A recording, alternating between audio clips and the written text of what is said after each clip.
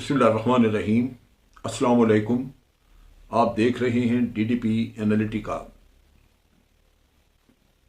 IMF के साथ जो माहिदा करना है उसकी आड़ में उसी के लिए जो प्री कंडीशंस हैं जिसमें कि टैक्सेस वगैरह हैं वो एक फाइनेंस बिल की शक्ल में आज वो डिस्कशन के लिए पार्लियामेंट में पेश कर दिया गया। इससे पहले प्रेसिडेंट को ऑर्डिनेंस की शक्ल में जारी करने के लिए रिक्वेस्ट की गई थी, लेकिन प्रेसिडेंट ने उस पर माजरत की और फाइनेंस बिल हमेशा ये ऑर्डिनेंसेस नहीं बल्कि पार्लियामेंट के थ्रू पास होना चाहिए। अब तूफान महंगाई का आने वाला है। इस वक्त जो सूरत हाल है वो इस कदर अफसोसनाक है कि आप सुने चीज़ें तो शादी से लेके मर्ग तक, कब्रों तक के ऊपर भी टैक्स आयद कर दिया गया है। रोज़ाना बिजली के बिल और पेट्रोल की कीमत का रोना रोते हैं, वो तो बढ़ती जा रही है, उसमें मजीद इजाफा होगा और आईएमएफ की शराइत पूरी करने के लिए अवाम मुकम्मल तौर पे कुचले जाएंगे।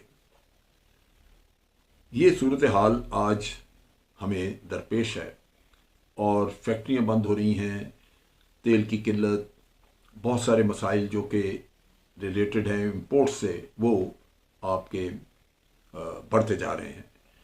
8,000 के करीब कंटेनर्स का भी जिक्र आता है कि उसमें गल सड़ गई जो अशिया बाहर से मंगवाई हुई थी, लेकिन कंटेनर्स को छुड़ाने का इंतज़ाम ना हो सका क्योंकि आपके पास फॉरेन एक्सचेंज नहीं।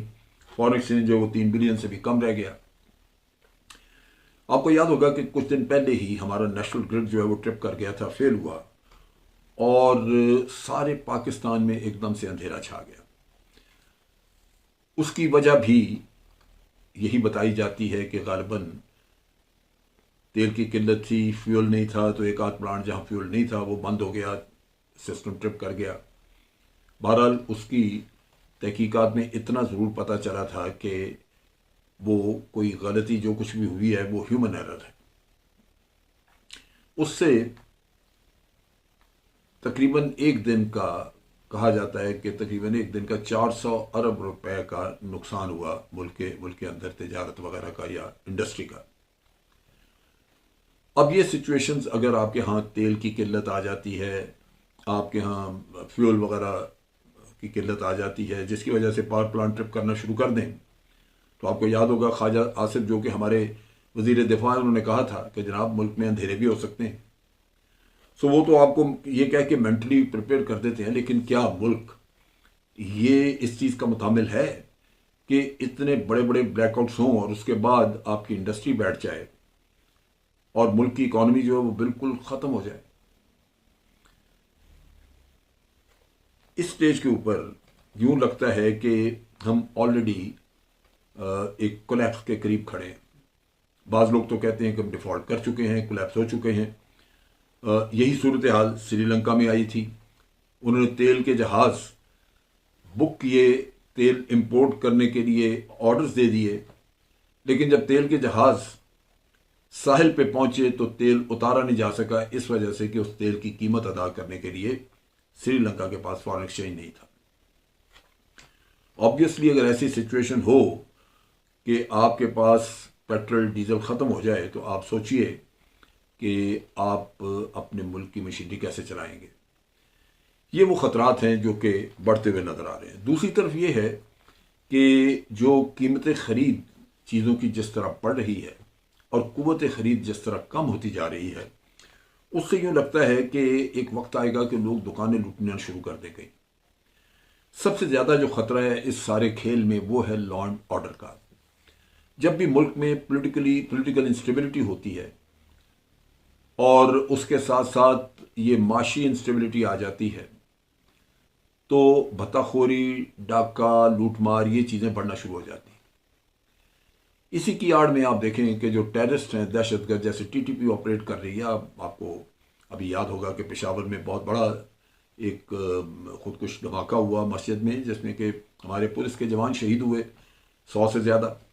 तो ये ट्रेंड जो है वो भी चल निकलता है, क्योंकि ऐसे माहौल में जहाँ रोशनियों की किल्लत हो, जहाँ पैसा हर किसी को चाहिए लेकिन अवेलेबल ना हो, जहाँ खुराक की किल्लत होनी शुरू हो जाए, तो इन हालात में आप देखेंगे कि जराइम की शरह भी बढ़ जाती है।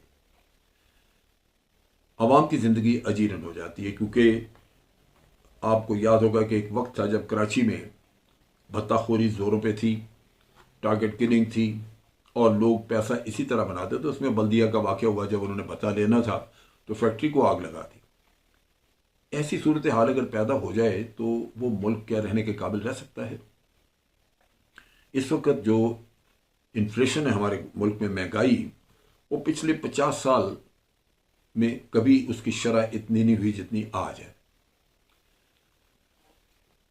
हुक्मरान इस चीज़ से मुतमईन रहे कि महंगाई जब भी बढ़ती रही, अवाम उसका बोझ बर्दाश्त करते रहे और उन्होंने कभी रिएक्ट नहीं किया। कोई बहुत मज़ाहरे, हड़ताल या कोई ऐसा काम नहीं किया जिससे यूं लगता है कि हुकाम ये समझते हैं, हुकूमत ये समझती है कि हम जितना जी चाहें इनके ऊपर बोझ डाल लें, ये सह जाने वाले लोग हैं। लेकिन ऐसा होता नहीं। अब जब बोझ डालते हैं तो एक वक्त आता है कि बोझ उठाने वाले की कमर टूट जाती है, क्योंकि उसकी अपनी एक लिमिट है, उससे ज़्यादा वो उठा नहीं सकता। तो इन हालात में जो लोअर क्लासेस हैं, जो पहले ही दबी हुई क्लासेस हैं, उनके लिए जीना मुश्किल हो जाता है। फिर उन हालात में आदमी सोचता है कि मैंने ज़िंदगी गुजारनी है अगर इसी तरह, तो उससे बेहतर है मर जाऊं। तो मर जाने के लिए फिर वो वारदातें करनी शुरू होता है। सो मुझे जिस चीज़ का खदशा है बहुत ज़्यादा, कि इस मामले में शहरों में क्राइम बढ़ने के चांसेस बहुत ज़्यादा हैं। उसके अलावा ये टेररिज्म के बढ़ने के चांसेस हैं, और बैंकों से जो कर्जे वगैरह लोगों ने लिए हुए हैं, क्योंकि बिजनेस बैठ रहे हैं, उनके डिफ़ॉल्ट करने के चांसेस हैं।